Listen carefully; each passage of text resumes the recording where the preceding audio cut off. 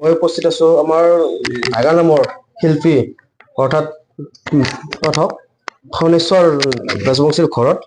আজি তেখেতে মোক বহুত দিনৰ হ'ল ৰেডি আছে, নিমন্ত্ৰণ আহিব পৰা নাছিল। আজি আহিলো। তেওঁৰ প্ৰথমতে সম্পূৰ্ণ পৰিচয়টো জানো। মোৰ নাম শ্ৰী খনেশ্বৰ ৰাজবংশী। মোৰ গাঁও নিজ বাজানী অগ্নিশালা সত্ৰ আৰু মোৰ নাম দলটো হ'ল শ্ৰী শ্ৰী কলীয়া নাগাৰা নাম দল, আঞ্চলিক নাগাৰা নাম দল, নিজ বাজানী অগ্নিশালা সত্ৰ। আৰু মোৰ জিলা নলবাৰী আৰু বাকী মোৰ ৰাজ্য অসম। এইখিনি মোৰ পৰিচয়। আৰু মোৰ মা দেউতা, মাৰ নাম শ্ৰী দলি ৰাজবংশী স্বৰ্গীয়, পিতা শ্ৰী আদ্য ৰাজবংশী।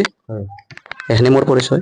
আপোনাৰ গুৰু কোন আছিলে নাম? গুৰু মোৰ মাননীয় শ্ৰীযুত হেমন্ত কলিতাদেৱ, যিজন পাঠক অসমৰ জনপ্ৰিয় এজন ভাল পাঠক, যিজন পাঠকে ভকলা পাঠাৰ নামো গাইছিল। ভকলা পাঠাৰ নাম গাত বহুত ফেমাছ হৈছিল। আৰু সেই ভকলা পাঠাৰ নাম আমাৰ নাম সূৰ্য ৰামচৰণ ভৰালীদেৱে তেখেতৰ পৰা নামটো লৈ যায়। তেখেতে বহুত কেছেট কৰিছিল।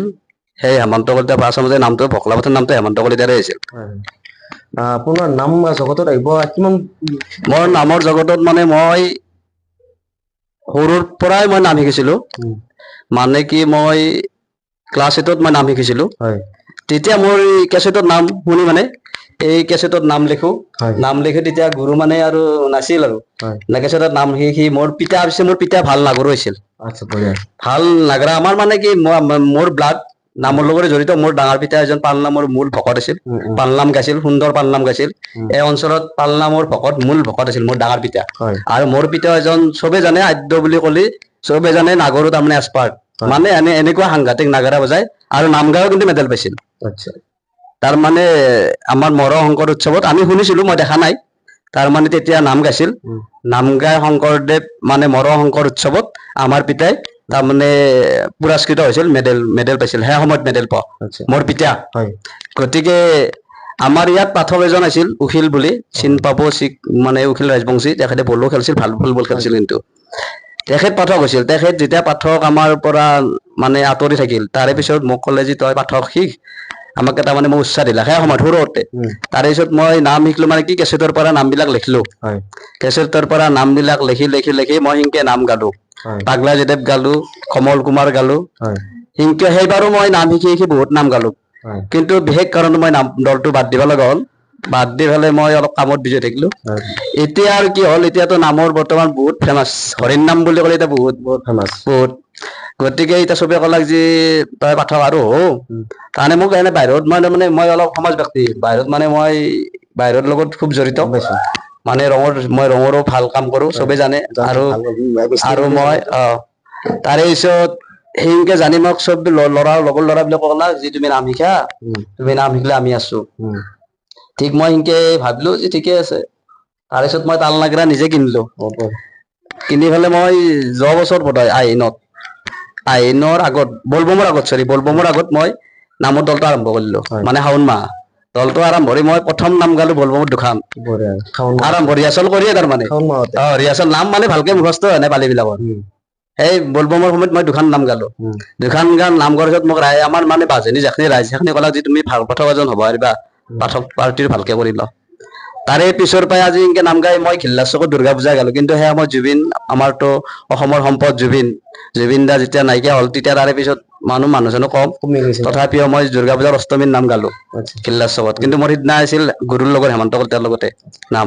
মই গম মতে আপোনাৰ মানে বহুত আগতেতো আপুনি নাম দলটো মানে অপেনিং কৰিছিল, মানে মাজতে গেপছ হ'ল। গেপছ মানে মোৰ মানে দলটো গেপছ এটা কাৰণতে হ'ল, মই কওঁ কথা এনটি।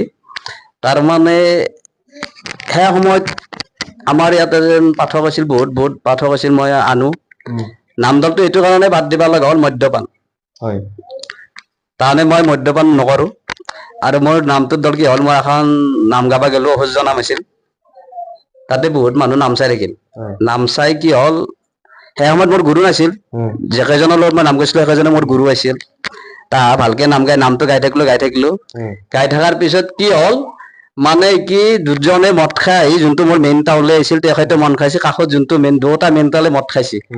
খাই পেলাই কি কৰিছে, তাল নাগৰা তাৰমানে কোনোবাই তাল মাৰে কোনোবাই নাগৰা মাৰে কাৰো হিচাপ নহয় তাৰে পিছত নামটো সেই ঘৰ মানুহ ৰাইজে অলপ মানুহ হৈছিল বহুত বেয়া পালাক কোৱা দেখি মই অলপ সেই সমাজত মানে কথা এটা কৈ দিলো যে ইনকে হলে নাম নহয় তাৰো কিবা ৰাগ উঠি সি কি কৰিলাক নাগৰৰ তাৰমানে নাগৰটোত হেঁপা এটা তাৰমানে আখল মাৰি ভাঙি দিলাক তেতিয়া মই নাম ত্যাগ কৰিলো যে নামৰ দল ইনকে নামৰ দল কৰিলে হৰিৰ নাম ইনকে নহয় গতিকে নামৰ দলত যদি মদ্যপান কৰি ইনকে নামৰ দলটো অত্যাচাৰ কৰে নামৰ দলে ক'ত পাত্তা পাব আৰু হৰিৰ নামে ক'ত হৰি ক'ত ভগৱানে ক'ত ভাল পাব আমাক ন গতিকে যেতিয়া মই বাৰু আচ্ছা ইনকে ভালকে পাৰ্টি কৰিব নাহিলে মই পাৰ্টি নকৰো সিদিনা মই নামৰ দল ত্যাগ কৰিছিলো আপুনিতো মানে মেইন পইণ্টৰ কথাই ক'লে মানে আজি আপোনাক ফাৰ্ষ্ট পালো মানে যোন মদ্যপান কৰিছে আপুনি নামে বাদ দিছে মানে দল চেঞ্জ কৰি দিছে তাকে মানে তেওঁ সৌভাগ্য ভগৱান বুলি ক'ব কথা তাতে আপুনি দলটোত ড্ৰিংকছ কৰা মানুহ নাই বৰ্তমান মোৰ দলত নাই আপুনি এতিয়া বৰ্তমান কি নাম গাই আছে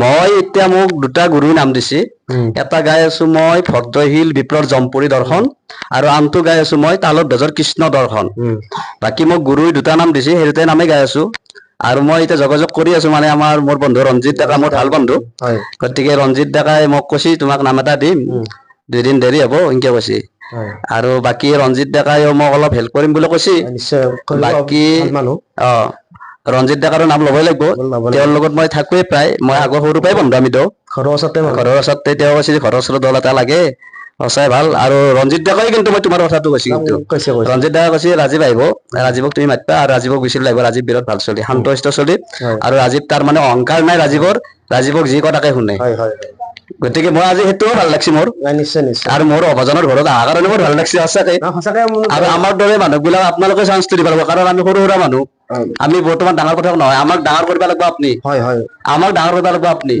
নিশ্চয় কৰিম যিমান পাৰো আমি চেষ্টা কৰিম মানে দুৰ্ভাগ্য কি মানে আপোনাক মই আগতে আহিব বুলি কথা দিছিলো কিন্তু আহিব নোৱাৰিলো কিন্তু আজি মই কথা দিয়া মতে মই আজি আহি উপস্থিত হলো যে নহওক আপুনি এটি দিহা ভাল এটা মই মানে কি মই দুটা নাম গাই আছো তথাপিও ভদ্ৰশীল মানে কি জম্পুৰী দৰ্শন যোনটো ক'লো মই তাৰে এটা দিহা গাই দিছো মানে সুন্দৰ কৰুণ দিহা তাৰে এটা গাইছো মই সেইটো নামটোত মোৰ ভুলভ্ৰান্তি হ'ব নাম শিকি আছো তো কান্দে ভদ্ৰশীলে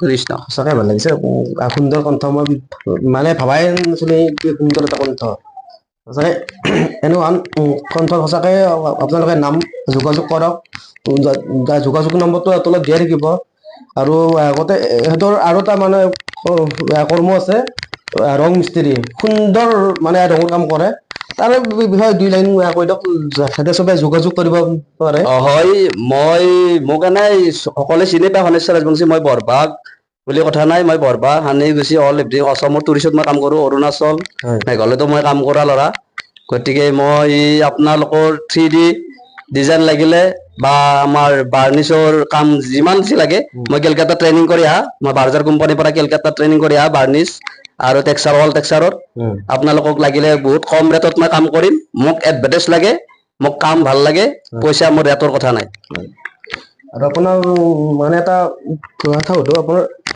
যিমান দিন হ'ল মানে নামত আহিব কিবা বাধা বিঘ্নি কিবা আছে নেকি নামত বাধা কৰিছিল নেকি নাই নামত মোৰ বৰ্তমান মই যিহেতু আমাৰ এখন সত্ৰ অনুষ্ঠান অগ্নিশালা দল চবে জানে আৰু সকলোৱে গম পায় অসমৰ যিটো বৰপেটা আৰু অগ্নিশালা দলৰ কথা সকলোৱে গম পায় গতিকে এখন অনুষ্ঠানত মোক চবেই ভাল পায় সৰুৰ পৰাই ডাঙৰৰ পৰাই তাৰমানে সকলোৱে ভাল পায় মই কিবা এটা কৰিলে মোক বাধা বিঘ্নি দিয়া এটা বৰ্তমান মানুহ ওলোৱা নাই আৰু বোধহয় নলব চাগে মই তাৰমানে কিবা এটা ক'লে তাৰমানে চবেই মাই মই যদি এটা সৰু বাচ্ছাকো মই কওঁ তাৰ মোৰ কথা শুনে গতিকে মোক এই অঞ্চলত চবেই ভাল পায় মই যি পাঠক কৰিছো মোক চবেই উৎসাহ দিছে আপোনাৰ কেনেকৈ আহিল আজি মই মানে পাঠক হ'ম বুলি মানে আপোনাৰ পাঠক হ'ম বুলি মই মানে ক'লো আপোনাক আগতে কৈছিলো যে মই সৰুতেও নাম শিকিছিলো মোৰ নামৰ নিচাটো খুব নিচা মোৰ পিতেও নাম গাইছিল মই হৰিৰ নাম তাৰমানে হৰিৰ নামত মোৰ খুব নিচা আৰু পাঠক যতেকি নহওক আগতে মই পাঠক মানে চাইকেল মোৰ গাড়ী নাছিল চাইকেল চলাই হ'লেও মই বলৱা কুমৰিকাটা আপোনালোকৰ যি বাৰাংহাটী আছে বাৰাংহাটী পৰ্যন্ত মই নাম চাব যাম মোৰ ৰেকৰ্ড আছে তাৰমানে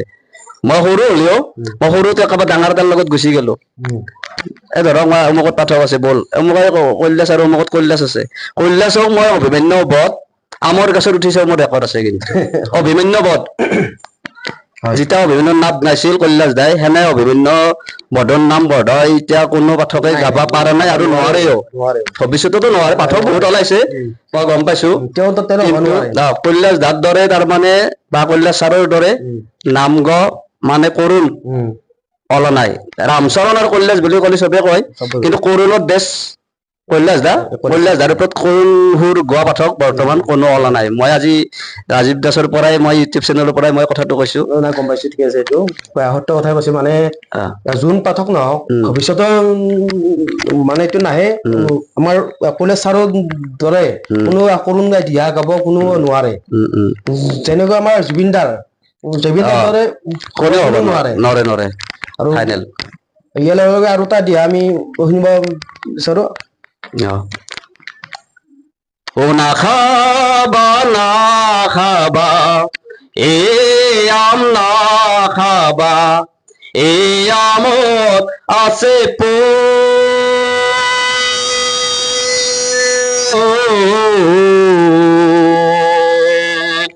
এই আমত আছে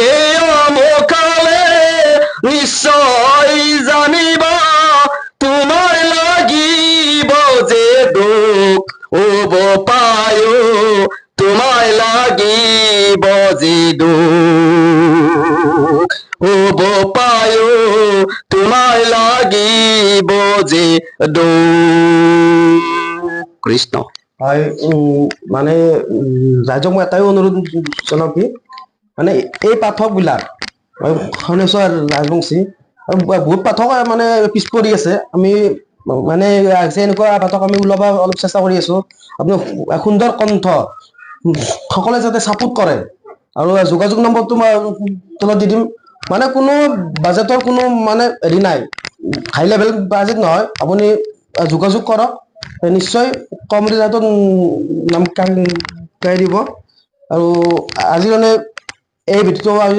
বিদায় মানিম কিবা ক'ব নেকি শেষত ঠিকে আছে মোৰ ইয়াত অহাৰ কাৰণে আপোনাক মই সঁচাকৈ ধন্যবাদ দিছো আপোনাৰ সুস্বাস্থ্য মই দীৰ্ঘায়ু কামনা কৰিছো আৰু মোক আপোনালোকে যোগাযোগ কৰক আমাৰ দৰে সৰু পাঠকক অলপ চান্সটো দিয়ক হয় না আমি মহেশ ডেকা বা ভৱেন ছাৰহঁতৰ নাম একেখন মঞ্চতে ধৰক 2-বাৰ 3বাৰকৈ মাতক মাতি আছে তাৰে লগত যদি আমাকো আপোনালোকে চান্স দিয়ে আমি তেতিয়া আমিও ডাঙৰ নহলেও আমি আপোনালোকৰ ওচৰত নাম গাই আপোনাৰ আনিব মানে আপোনালোকে আমাক ৰাইজে আমাক দিব লাগিব যে হয় আপুনি যেনেকুৱা যে কৈছে সুন্দৰ কণ্ঠ সুন্দৰ ৰাইজে আমাক সেই বস্তুটো দিলে আমিও ভাল পাম নিশ্চয় এইটো বাৰু দিব মানে লাহে লাহে বস্তুবিলাক চব আহি আছে আপোনাৰ শেষত বিশেষ চাকো নকওঁ যাতে সকলোৱে ছাপোৰ্ট কৰে তাৰ বাবে অনুৰোধ জনাম মই আজি বিশেষ নকওঁ ইমানতে ভিডিঅ'টো সমাপ্ত কৰিলোঁ